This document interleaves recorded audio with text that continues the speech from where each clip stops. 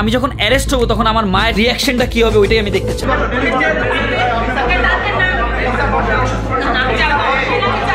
আমাদের বিখ্যাত হারুন কাকার কাছ থেকে আমি 500। অনেক নেটিজেনদের মতে তিনি আলোচনায় আসেন সে সময়কার ডিবি হারুনের সঙ্গে ভিডিও বানিয়ে। তবে রাজনৈতিক পট পরিবর্তনের পর আওয়ামী ঘনিষ্ঠ কন্টেন্ট ক্রিয়েটর সমর্থকদের সঙ্গে তার ওঠা বসা, জুলাই অভ্যুত্থানের শুরু থেকে নীরব থাকা এবং আত্মগোপনে থাকার বিষয়টি সামনে এলে জনগণের তোপের মুখে পড়েন তিনি।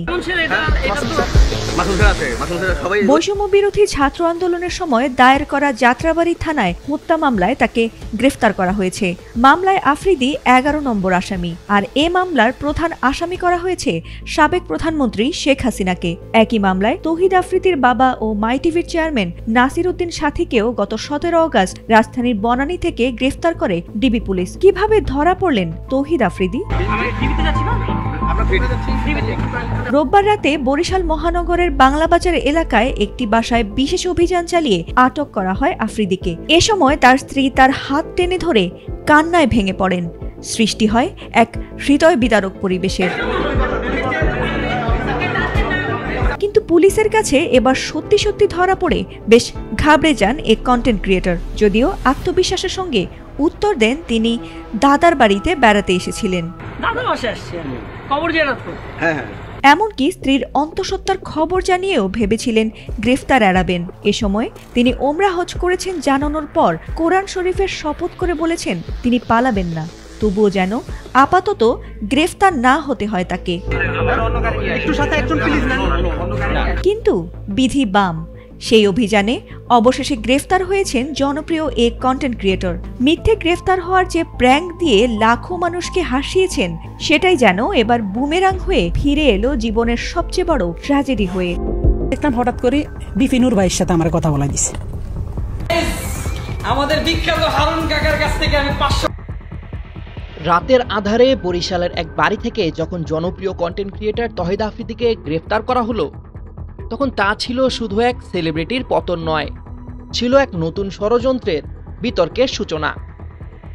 জুলাই বিপ্লবের সময় ছাত্র হত্যার মতো ভয়ঙ্কর অভিযোগে যখন তাকে আটক করা হয়, তখন সবার মনে একটাই প্রশ্ন, এই মিডিয়া জগতের বাসিন্দা কি সত্যি খুনের দায়ে অভিযুক্ত?